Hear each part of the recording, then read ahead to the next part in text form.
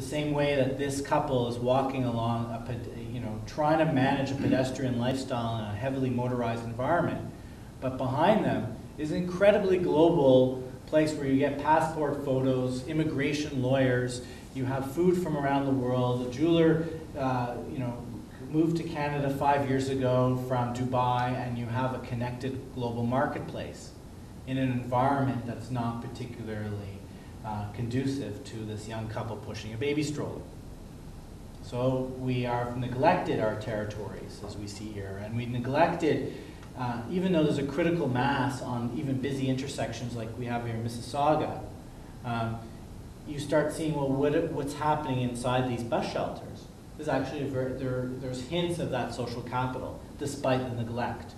Or in Scarborough, there is a potential for a community gathering space, a potential for an urban environment, despite the fact that it's a dilapidated bus shelter. And this, maybe the cultural division of City Toronto should put this on their cover, about Toronto as a multicultural global capital of the world. But it wouldn't sell on too many people. They'd much rather have festivals on the harbourfront. So you start to see, we have the diversity, we have people trying to go to their jobs. They're going to go, if you're living in Scarborough, you're not going to be going downtown. You're going to be going to your job, right? And so, and there's all kinds of studies in dealing with employment centers. And if you can link employment centers to multicultural issues, and multicultural family issues, et cetera, you start looking at where are the strains. And the cultural strain in our urban environment is certainly very much felt in Europe, where you have, from top to bottom, a picture from Germany and from France and from England, where respectively the leaders of those three countries are kind of almost officially dropping the issues of multiculturalism because it is too difficult to manage. How do you accommodate a diverse population officially? How do you deal with nationals, transnationals coming in and out of your territory? How do you deal with, well, how do you accommodate, you want to accommodate your population, like the center photograph, accommodating Muslims trying to pray in Paris, but then you have some politicians feeling that they're actually occupying part of the city. And this becomes a very contentious discussion about what is public and what do you give over, how much accommodation do you give before you actually yield your sort of overarching national autonomy to the country. And that's a big question where politicians can come into play with urban planners. But the point is as David Cameron starts to call it, sort of a muscular liberalism, being liberal with fortitude so that you are accommodating without saying you're a multicultural proponent, is an interesting question that we're faced with at our turning point in our urban policy issues.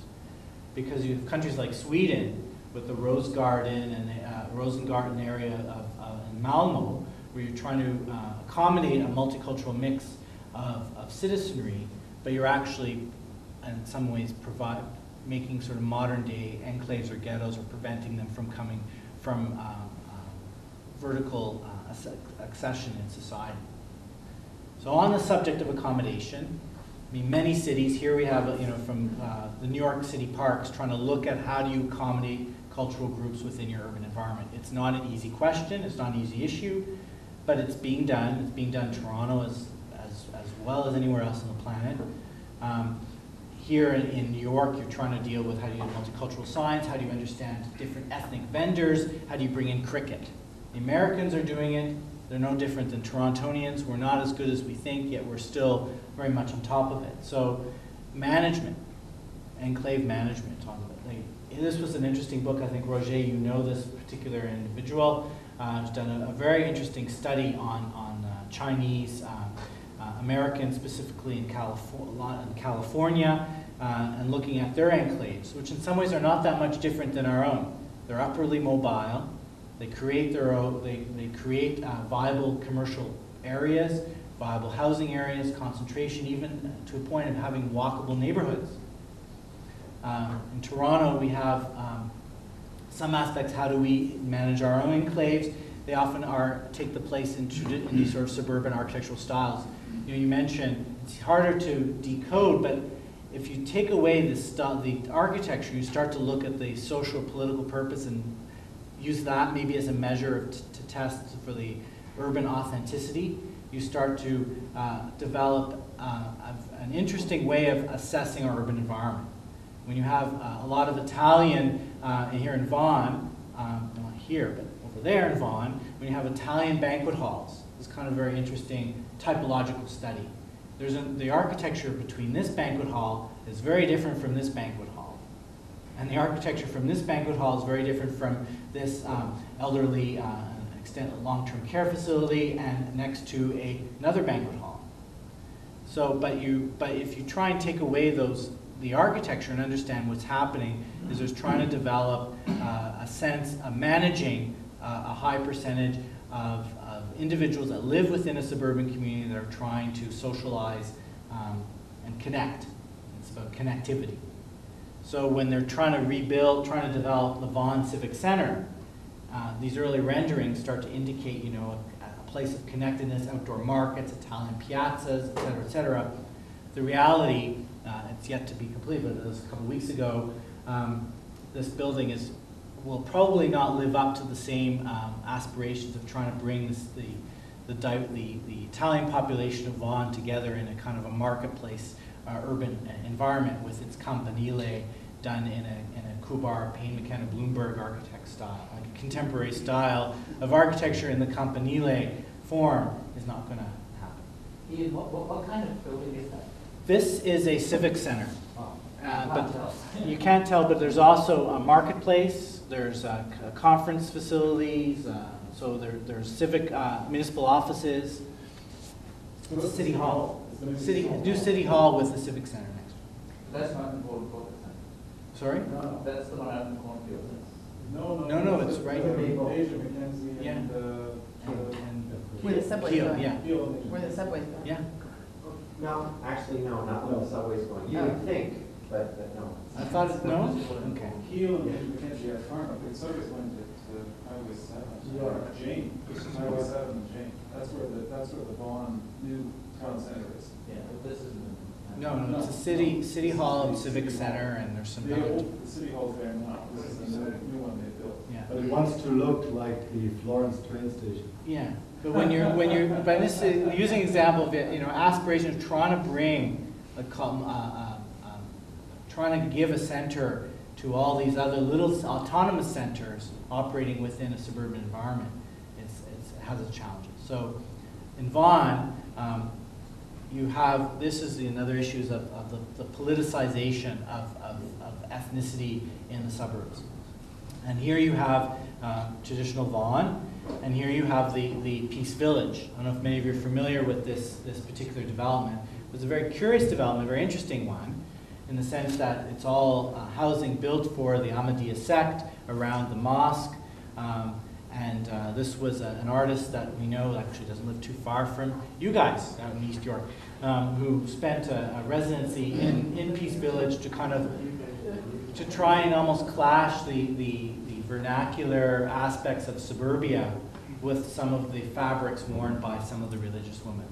And I think this speaks to me as being a very example of the search for authenticity, because again, beneath that vernacular kind of approach to architecture, you start to see, in this case, a religious purpose, a social purpose to define this community. So what are our resources? Well, we have obviously a massive geography, and this was from the exhibition that Christina mentioned a few years ago, and it's basically turning to the GTA 180 degrees. So when you imagine the great, most of us live within, well, we can kind of, now they sort of say turn 180 degrees, you can position where we live, and then you start to see how big the GTA is. And where the light gray areas are areas of heavy immigration activity from 1995 to today, or to the 2006 census, plus or up to maybe about 2008.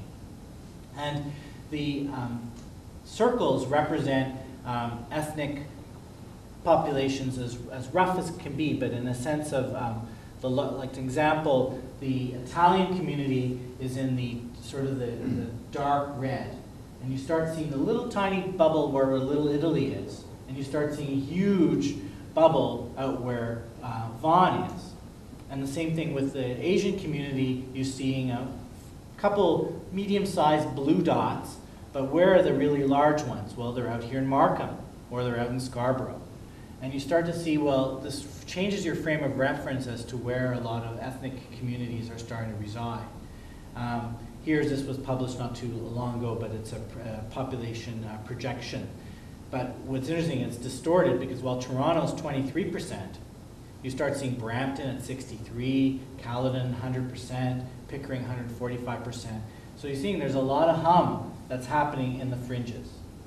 And that to me starts to indicate, well, not only do we have a lot of potential for growth and resources, but we have potential for to develop global marketplaces, connectivity, real richness of urbanity that we don't typically get in the downtown core.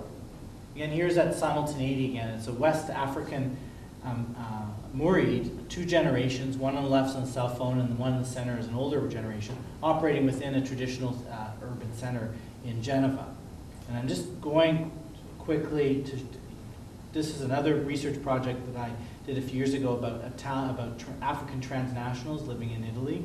But I'm just going to show you a few images to try and key you in to what the definition of connectivity can mean. Florence, tourism capital of the world, we know it. We know what this means. If you've been to Italy, you see people trying to mimic what's happening in the Uffizi as a live model, give me a few euros. But we also may have seen this. A man selling fake Gucci bags, Louis Vuitton bags. What's this all about? He's operating from another place, almost another time, in an urban center, in a European center, with a spatial orthodoxy that the suburbanites, some suburbanites want to yearn for being an urbanite.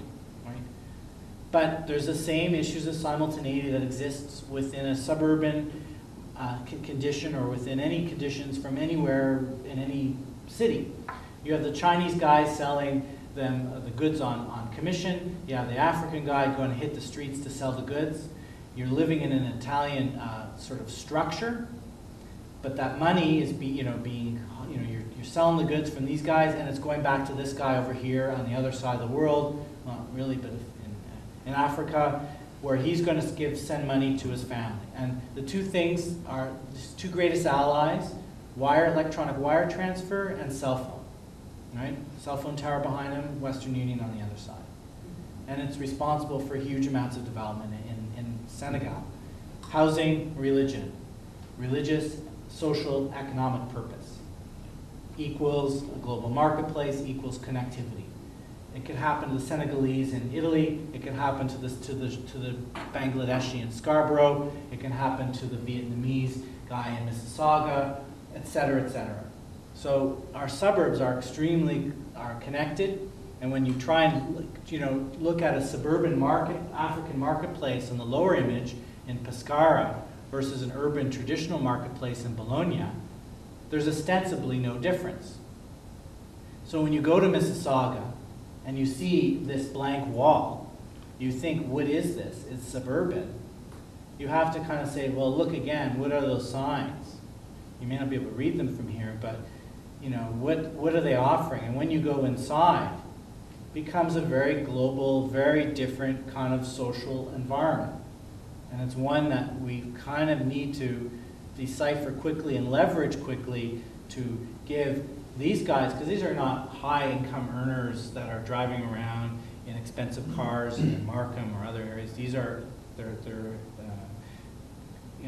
sort of they're middle class or lower to middle class citizens, just working, doing their thing. But how do we make sure that we kind of give them a ladder? And in our urban environment, it's just maintaining a fluidity. And against that simultaneity, again, New York, Canal Street, we know what this looks like, but most of us are like, you can't even see, but there's that white guy with the baseball cap and vest looking off to the left there, off the image.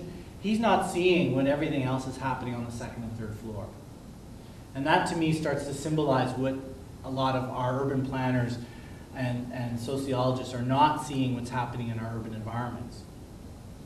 And what these spaces are offering, if you try and decode it or deciphering it, this is an urban situation, but they're going out into the street. They're breaking certain social contracts about where commerce ends on a public sidewalk.